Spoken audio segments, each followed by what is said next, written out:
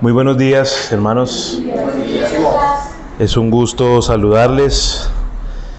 Gracias a Dios porque nos trajo con bien la situación ahí de casi agónica ahí con el transporte, pero bueno, gracias a Dios aquí estamos. Agradecidos con el Señor. De verdad que nosotros como iglesia juntos estamos orando por esta misión, por ustedes, por cada una de las situaciones que se presentan en medio. Tenemos información de cómo están, estamos constantemente preguntando, conociéndolos a ustedes y sabiendo cómo están por intermedio de Carlitos y de los hermanos, que tenemos un poquito más de relación, y bueno, seguimos ahí pendientes, rogando al Señor que el Señor siga permitiendo crecer esta misión, esta iglesia, para que sigamos compartiendo del reino de Él.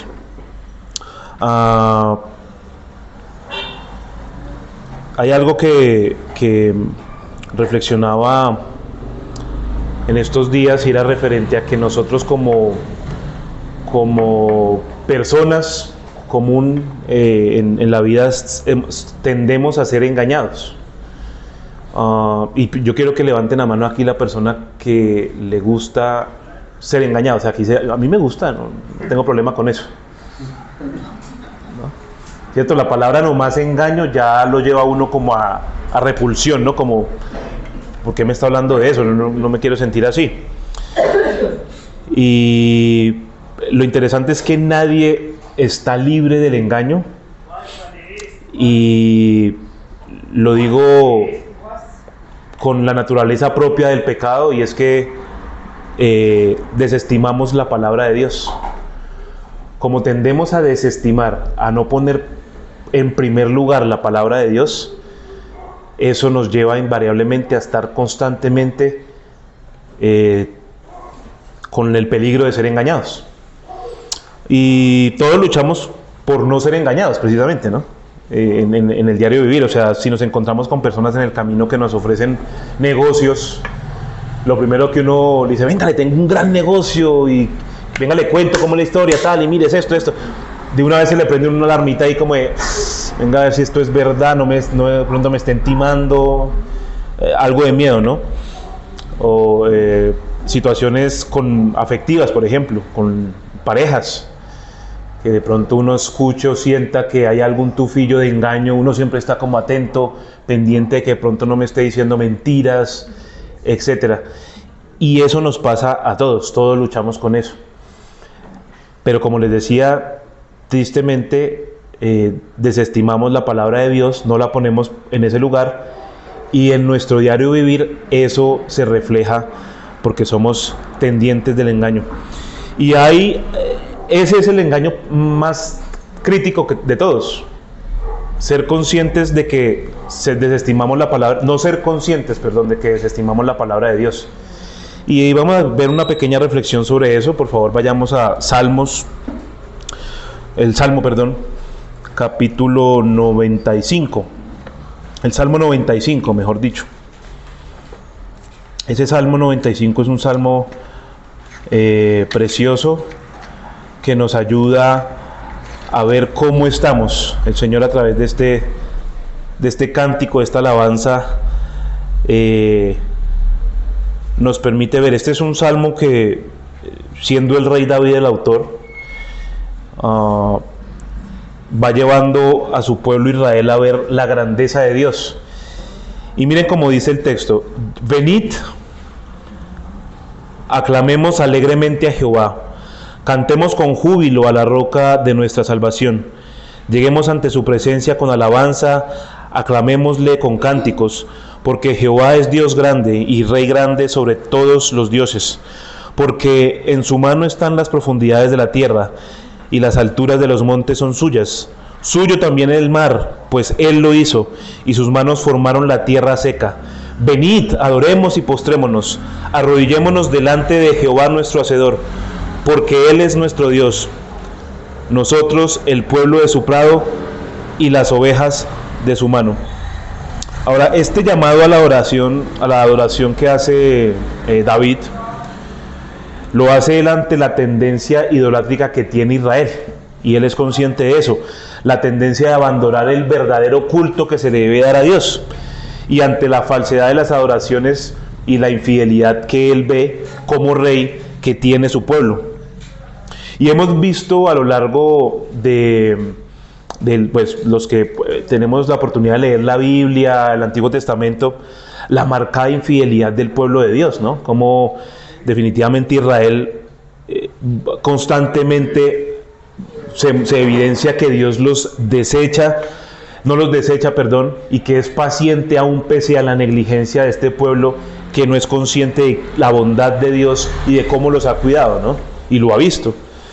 Y leemos en este salmo de David como un llamado urgente que hace él, diciendo: venid, aclamemos alegremente a Jehová. O sea, pero y lo hace en medio de la infidelidad del pueblo. Y este pueblo que es tan duro de cerviz, que es tan duro de mente, que le cuesta ver a Dios constantemente, viendo que Dios les da todo y los va cuidando en el camino. Y este pueblo infiel, tristemente, a pesar de ver a ese Dios y ver las obras misericordiosas de Dios, tristemente cae en esta idolatría. En ese texto no vamos a estar meditando hoy, pero quería que vieran cómo David clama a su pueblo y lo cita de una manera muy especial el Nuevo Testamento. Y el texto que vamos a estar meditando hoy describe este autor de la carta de los Hebreos como una comunidad de judíos que han profesado fe en Jesucristo. O sea, son conscientes de que hay un Dios y que ese Dios no es único, es única y exclusivamente Cristo. Ante situaciones complejas que está viviendo esta iglesia, entre las persecuciones, las pruebas, están siendo engañados. Ante las situaciones complejas que hay en la vida de la iglesia, ellos están siendo engañados.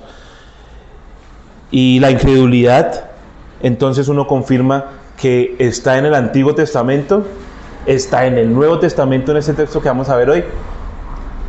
Y les pregunto hoy, ¿no está entre nosotros? El engaño que nos lleva a la incredulidad ante las situaciones difíciles también puede estar entre nosotros. Entonces, por favor, vayamos a Hebreos 3,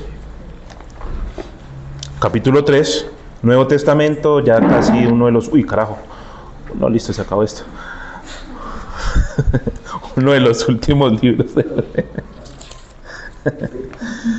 Hebreos, capítulo 3,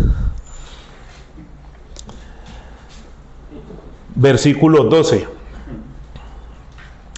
Dice el texto: mirad, hermanos, que no haya en ninguno de vosotros corazón malo de incredulidad para apartarse del Dios vivo.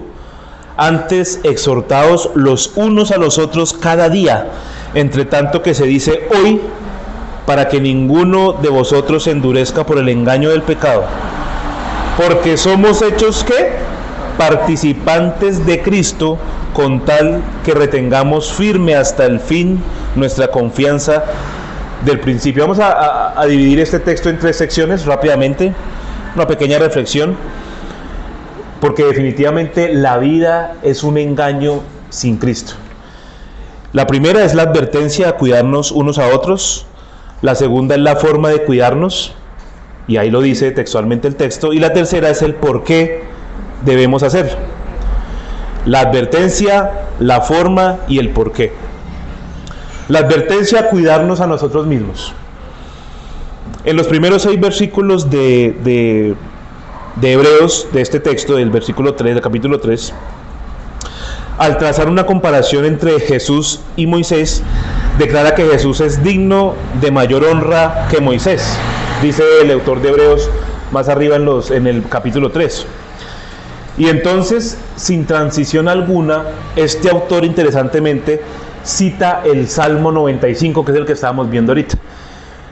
El Salmo 95 en el versículo 7. Vamos a estar yendo desde el Hebreos hasta el Salmo para confirmar lo que les estoy diciendo. Salmo 95, versículo 7 dice: porque Él es nuestro Dios, nosotros el pueblo de su prado y ovejas de su mano. Y sigue el texto hasta el 11, y como les indicaba, y él lo explica, el autor de Hebreos, aplica el Salmo en los versículos 12 y 15. Dice, versículos 12 al 15 de Hebreos. Dice: anunciaré a mis hermanos, 15, 12 al 15. Mirad, hermanos, que no haya en ninguno de vosotros corazón malo de incredulidad para apartarse del Dios vivo. Este pasaje entonces es un recordatorio ilustrativo e histórico de la obstinación del pueblo de Israel. El pueblo del Dios étnico se estaba muriendo caminando por el desierto. Ustedes recuerdan cómo ese tiempo que el Señor les permitió vivir por el desierto, y a quienes Él les negó la entrada que Dios le había prometido a Canaán. El autor de Hebreos ahora exhorta a los lectores a aferrarse a su valentía y esperanza como miembros de la casa de Dios. Porque dice: mirad, hermanos, que no haya en ninguno de vosotros corazón malo de incredulidad para apartarse del Dios vivo. Mirad. No pueden ellos con incredulidad darle la espalda a Cristo, y eso es lo que dice el autor de Hebreos. No quiere que pase eso, y le dice mirad, que es un imperativo, que es una ordenanza, puesto que apartarse de Cristo es renegar de Dios mismo. Y eso es lo que estaban haciendo ellos en este momento, como pueblo de Dios. Estos hermanos estaban siendo tentados en negar su fe en Cristo por las circunstancias y por la persecución que estaban teniendo. Y querían volver, ese engaño los quería devolver al judaísmo. Y la carta de los Hebreos tiene muchas recomendaciones en contra de la apostasía, que es negar a Cristo y apartarse de la fe por esa negación. Y en la vida cristiana eso es una realidad entre nosotros, no es solamente una realidad allá en ese tiempo. La carta de los Hebreos lo confirma constantemente. La perseverancia de los santos se nutre de las advertencias de la Biblia, de Dios mismo hacia nosotros. Las advertencias que uno encuentra en la Biblia son medios de amor de Dios hacia nosotros. Nos está advirtiendo de cómo nosotros no debemos, a pesar de las circunstancias, apartarnos de Él mismo, reconociendo constantemente que es Cristo nuestro Señor. Y esto es precisamente lo que el autor de Hebreos nos está mostrando acá. Dice en el texto: que no haya en ninguno de vosotros corazón malo de incredulidad para apartarse del Dios vivo. O sea, este texto indica que los cristianos deben examinarse concienzudamente a sí mismos. Y lo peor es que dice: los unos a nosotros, vosotros corazón malo de incredulidad para apartarse del Dios vivo. O sea, ninguno. La implicación es que debemos hacerlo los unos a los otros, para ver si alguno que tenga un corazón malo o incrédulo. Noten que dice corazón malo de incredulidad, es decir, un corazón pecaminoso e incrédulo. Un corazón así lo va a hacer, ¿qué? Dice el texto: apartarse del Dios vivo. Mis hermanos, a ustedes y a mí, lo más hermoso que nos pudo pasar en la vida es estar cerca de Dios.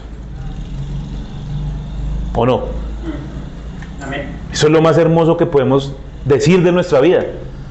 Venga, ¿qué es lo más lindo que usted tiene en su vida? Yo estoy cerca de Dios. Dios es mi Padre. Lo más glorioso es estar tener la certeza de que tenemos una cercanía con Dios. Pero todos nosotros corremos el peligro de tener un corazón pecaminoso e incrédulo, como dice el texto. ¿Acaso eso no lo vemos en las pruebas? Todos somos propensos a tener un corazón que niegue la fe. Y normalmente eso sucede en las pruebas, en las dificultades. Y peor aún, cuando estamos bien. Cuando la vida está tranquila, cuando uno llega y pasa la tarjeta y encuentra en el banco que hay dinero depositado. Cuando uno viene en su carro y hay gasolina en él. cuando uno puede viajar, cuando hay buena salud. ¿Acaso no nos podemos y tendemos a olvidarnos de aquel que nos da todo esto? Tenemos un corazón propenso a esto. Y miren lo que dice el profeta Jeremías, como les decía, describe el corazón en Jeremías 17:9. Se los voy a leer. Engañoso es el corazón más que todas las cosas y perverso. ¿Quién lo conocerá? Y noten como dice el texto en Hebreos. Mirad, hermanos, cobra todo sentido, ya que todos los pecados vienen de un corazón malo de incredulidad. Entonces dice, mirad, hermanos, porque su corazón tiende a ser malo de incredulidad, que es definitivamente vivir en desconfianza de las promesas que nos da Dios. Y eso es lo que le estaba pasando al pueblo en este momento. Dios había prometido cosas, el reposo que era Él mismo, y el pueblo se apartaba buscando idolatría. Y la pregunta es, ¿qué estamos celebrando y quién es nuestro reposo? ¿Alguien cree que su reposo es usted mismo? Aquí estamos celebrando que tenemos claridad de que nuestro reposo es nuestro Salvador Jesucristo. Ahora hay una advertencia a velar por nosotros mismos en el texto. La forma de cuidarnos unos a otros, que es nuestro segundo punto, versículo 13. Dice, antes exhortaos los unos a los otros cada día, entre tanto que se dice hoy, para que ninguno de vosotros se endurezca por el engaño del pecado. Hay una traducción en la Biblia de Jerusalén que lo expresa así. Antes bien, exhortaos mutuamente cada día, mientras dure este hoy. Mire qué lindo, mientras dure este hoy, para que ninguno de vosotros se endurezca seducido por el pecado. O sea, claramente el autor está expresando mientras haya tiempo, mientras estemos aquí, cada día debemos exhortarnos. Cuando se acabe el tiempo, ¿de qué va a servir la exhortación? Cuando ya no estemos, ¿será que nos vamos a poder exhortar? Y trae a colación la experiencia de la nación de Israel con ese tiempo en el desierto. Nuevamente en el Salmo 95, él está confirmando que el presente es un periodo de gracia que Dios extiende hasta que la muerte termine con nosotros, pero con la vida terrenal, por supuesto. Pero el lenguaje corporativo que tiene el texto de Hebreos, si lo notaron, dice, antes exhortados los unos a los otros, cada día. Si ven el lenguaje de iglesia que está dando Hebreos acá, el autor de Hebreos, cada día, entonces nosotros debemos ir hombro a hombro, juntos, con ese propósito, cargando mutuamente la necesidad del otro. Eso es iglesia. Amonestarse entre nosotros para mantenernos fieles y no apartarnos de Dios. Y el apóstol Pedro, por ejemplo, nos dice que la casa de Dios está constituida por piedras. ¿Sí se acuerdan ese texto de Pedro? Primera de Pedro 2, capítulo 2, versículo 5, que dice que somos piedras vivas y no somos ladrillos individuales, sino somos piedras vivas. Y eso es así es como describe Pedro que es la iglesia. El apóstol Pablo, por ejemplo, dice que los creyentes somos un cuerpo conformado por muchas partes y cada una es muy importante. Todos somos profundamente importantes para Dios. En Primera de Corintios 12:12. Debemos cuidarnos entonces entre nosotros para vivir conforme a esa realidad latente del engaño. Dice el apóstol Pablo también en Primera de Tesalonicenses 5:11, animarnos unos a otros y edificarnos unos a otros. Otra manera que nos muestra el Señor que debemos ser miembros de la iglesia activos. Mis amados hermanos, tenemos la responsabilidad entonces de cuidarnos unos a otros.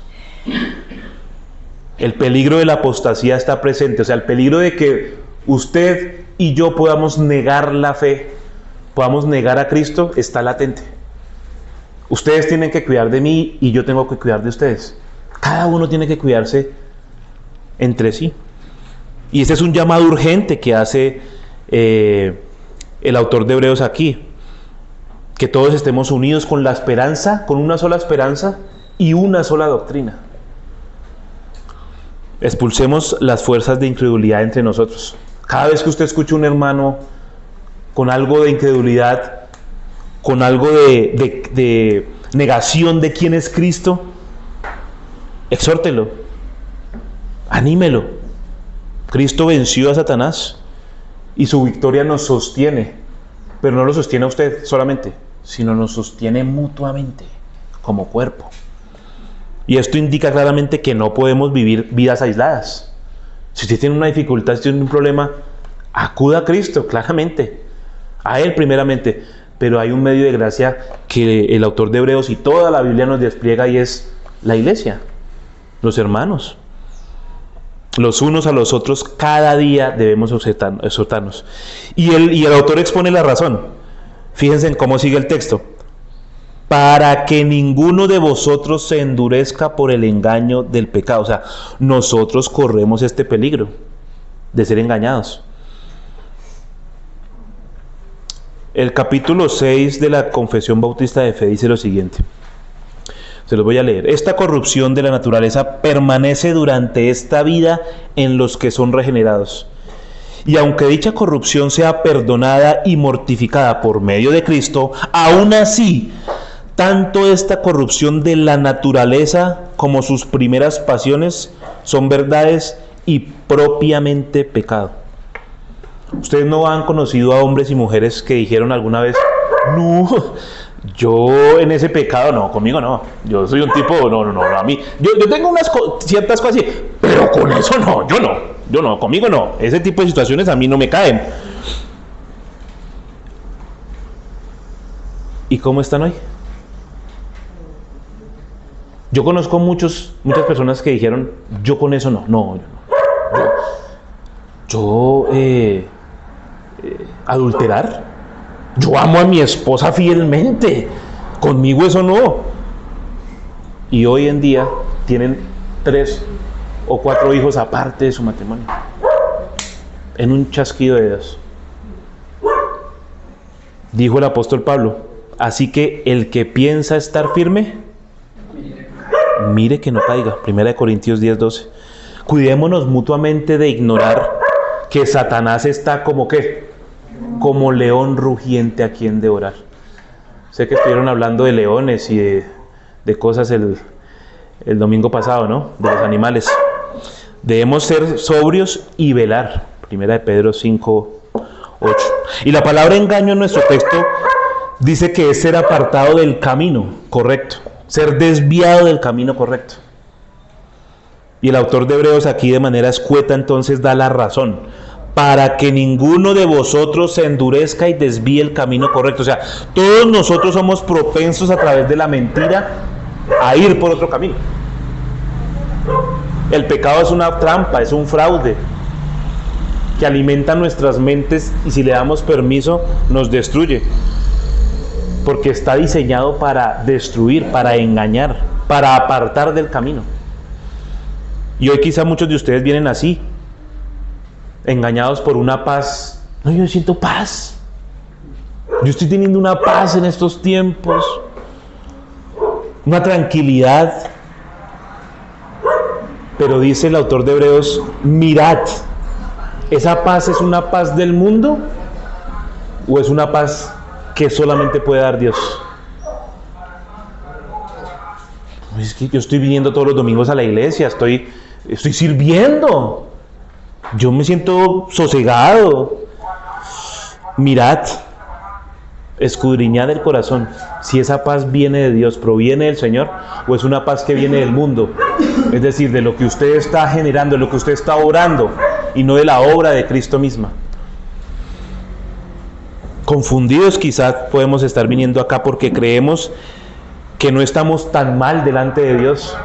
Que sí, yo tengo mis dificultades, yo sé, Dios conoce mi corazón, pero yo no estoy tan mal, yo estoy viniendo los domingos, yo estoy sirviendo en la iglesia, yo estoy siendo fiel, estoy ofrendando.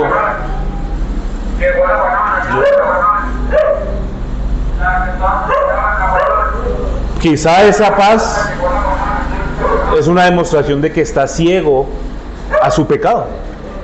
Es una paz que está siendo generada por el engaño de su pecado. Y es una paz que le puede estar diciendo: yo no tengo pecado delante de Dios. Y es terrible pensar eso. Hay una mente distorsionada y se permite tomar decisiones equivocadas cuando uno ve las cosas a la luz de nuestros ojos y no a la luz de la palabra de Dios. Y ese es el principio. Estamos constantemente con la tragedia de estar ninguneando, de estar poniendo en el lugar que no corresponde, en poner algo que no sea significante para nosotros, la palabra de Dios. Y ponemos por encima nuestros razonamientos. Y la palabra mirad, hermanos, es la advertencia para no apartarse de Dios. Y si vivimos acerca de Dios, que reconocemos que es lo más hermoso y lo más glorioso, porque nadie dijo que no, sino que sí, mis hermanos, apartarnos de Él, ¿qué puede ser entonces? Lo más terrible que nos puede pasar, ¿cierto? Y se me salió pues la Armenia. Es lo más horrendo que nos puede pasar a nosotros, estar apartados de Dios. Hermanos, hay que darnos pánico, porque el engaño del pecado nos puede alejar de Cristo. Si piensas que en la enfermedad, la situación difícil económica, es lo más terrible que te puede pasar, no, mi amado. Si piensas que la muerte es lo más terrible que te puede pasar, no entiendes el Evangelio. Lo más terrible que nos puede pasar como seres humanos es estar apartado de Dios. La terminación de la vida puede llegar de alguna manera y en algún momento inesperado. Pero mientras haya tiempo, estamos obligados a alertarnos a nosotros diariamente de que esa no es la peor situación que nos puede pasar, sino caer en la trampa del pecado, porque esta nos puede apartar de Dios. Y el punto tercero es un punto muy interesante para terminar, porque dice en el final del versículo: endurecer por el engaño del pecado. Dice el adagio popular, el problema no es la mentira. ¿El problema qué es? ¿Quién se la cree? El problema no es la mentira está ahí. El problema es para quien cree esa mentira. Eso sí es un problema. Ese sí es el problema. Y este adagio popular, según el autor que tenemos, que nos dice que todos tenemos la gran oportunidad nociva de apartarnos de Dios, dice que el versículo termina diciendo: endurecer por el engaño del pecado. Y desde el Génesis sabemos quién está detrás de la mentira. Y el diablo envía el pecado como un agente engañoso, escogiendo personas aquí y allá para descarriar. Y la incredulidad en el creyente es casi una situación que uno no entiende, ¿no? Porque si usted cree en Cristo, ¿cómo va a ser engañado? ¿Cómo va a vivir engaño? Eso no cuadra ahí. Aquel que ha sido engañado con esa situación debe dejarse llevar de esa situación. No se debe dejar llevar de esa situación, perdón. Y el Evangelio de Marcos dice: pero los afanes de este siglo y el engaño de las riquezas y las codicias de otras cosas entran y ahogan la palabra, y ésta se hace infructuosa. Entonces, mis hermanos, mirad que nadie os engañe por medio de huecas filosofías. Y debemos ayudarnos unos a otros en esas batallas. ¿Pero por qué? Porque el versículo 14 nos dice: porque somos hechos participantes de Cristo, con tal que retengamos firmes hasta el fin nuestra confianza de principio. La raíz del pecado, siendo la incredulidad, nos hace confirmar que el trabajo en comunidad, como cuerpo, es tan importante que el texto dice que no es participante usted de Cristo, sino que dice: somos. Somos hechos participantes de Cristo. Pablo, el autor de Hebreos, para no decir que es Pablo,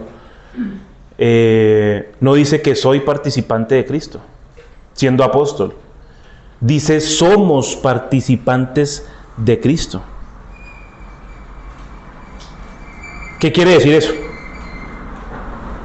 Ese somos. ¿A quién le está hablando él? A la iglesia. Si es la importancia que es estar unidos y juntos. Si usted está en una dificultad, no viva solo, no se aísle. Comuníquela, compártala, porque puede ser engañado. Y eso es actuar como un hijo de Dios. Actuar como participantes del cuerpo, dice ahí, de Cristo. Y actuar como participantes del cuerpo de Cristo es cuidar del cuerpo de Cristo. ¿Y cómo cuidamos del cuerpo de Cristo? Según lo que hemos visto. Ahí dice el texto. Exhortándonos, ¿qué? Unos a otros. La pregunta es, ¿cuidas tu cuerpo? Si somos del cuerpo de Cristo, entonces tenemos que cuidar ¿qué? Nuestro cuerpo, porque es el cuerpo de Cristo. Yo hago parte del cuerpo. Un pastor decía, tú eres el medio designado por Dios para evitar que tu hermano caiga en pecado.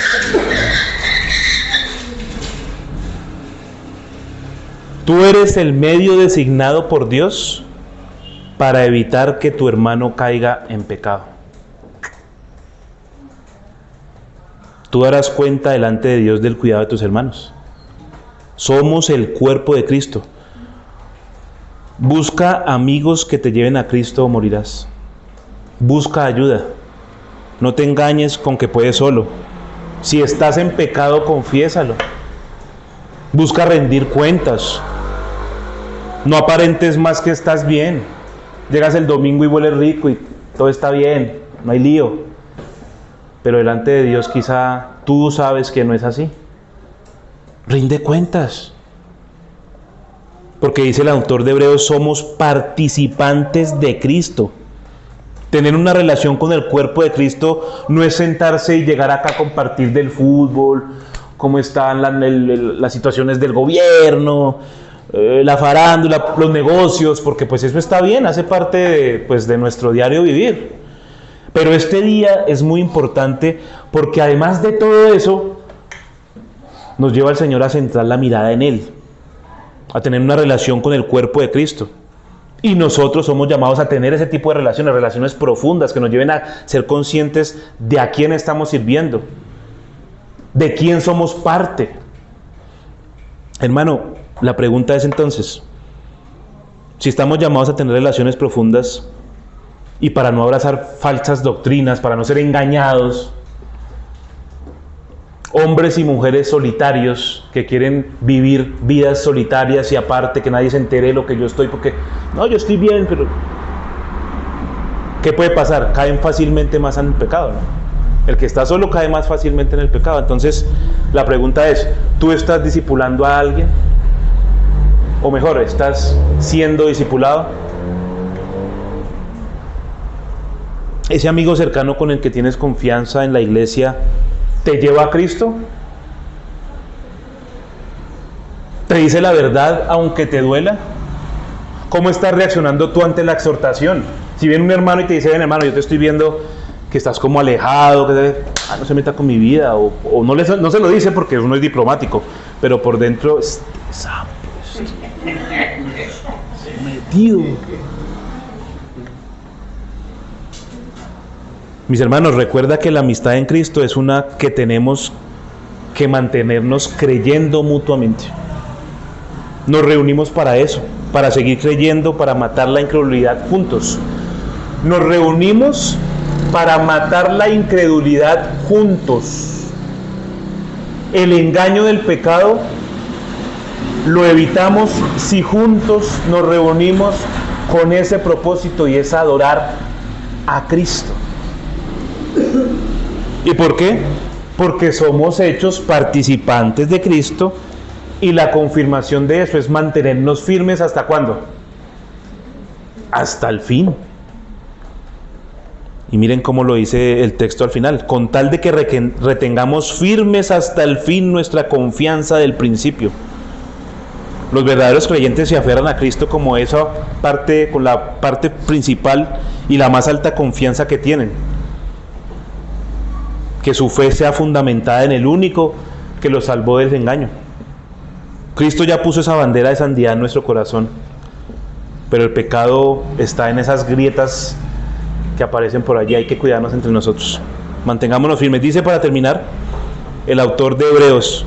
Por favor, vayamos a Hebreos 10 y terminamos con este texto, que no es, qué mejor que el mismo Señor terminando y confirmándonos lo que estamos reflexionando. Dice Hebreos 10, versículo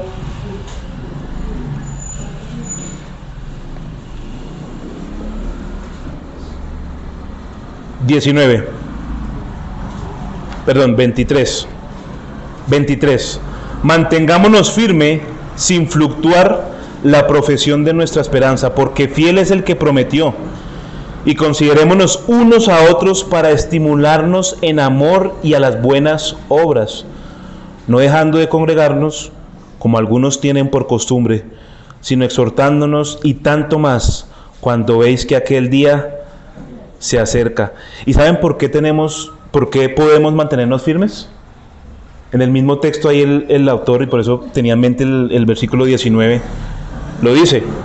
El mismo texto que acabamos de leer lo dice. ¿Qué dice el versículo 19? ¿Por qué qué? Ahí en el Hebreos 10. ¿Por qué qué? Tenemos libertad. ¿Tenemos libertad para qué? Para entrar en el lugar santísimo por la sangre de Jesucristo, por el camino nuevo y vivo que Él nos abrió a través del velo, esto es, de su carne. Y teniendo un gran sacerdote sobre la casa de Dios, acerquémonos, ¿cómo? Con corazón, ¿qué? Sincero y plena certidumbre de fe, purificados los corazones de mala conciencia y lavados los cuerpos con agua pura. El manantial abundante para el pecador, que limpia los cuerpos y sacia la sed, es la sangre de nuestro Señor Jesucristo. Es su obra en la cruz. Y la invitación para los amigos es que vengan a ser limpios, para ser libres, como dice el texto, para entrar al lugar santísimo y que sean partes de la casa de Dios, que sean parte del cuerpo, de la membresía. Y eso es lo que estamos celebrando hoy con los elementos. El jugo de uva nos recuerda esa preciosa sangre, y ese pan nos recuerda el cuerpo de nuestro Salvador, que fue maltratado y lacerado para que nosotros seamos miembros. Pues cuando uno está en la cena y uno no reflexiona en esto, o cuando uno lo hace, esto cobra más sentido. La cena nos ayuda a recordar quién nos sostiene cada batalla día a día y a quién debemos dar gloria para cuidarnos los unos a los otros. Esta cena tiene ese fin.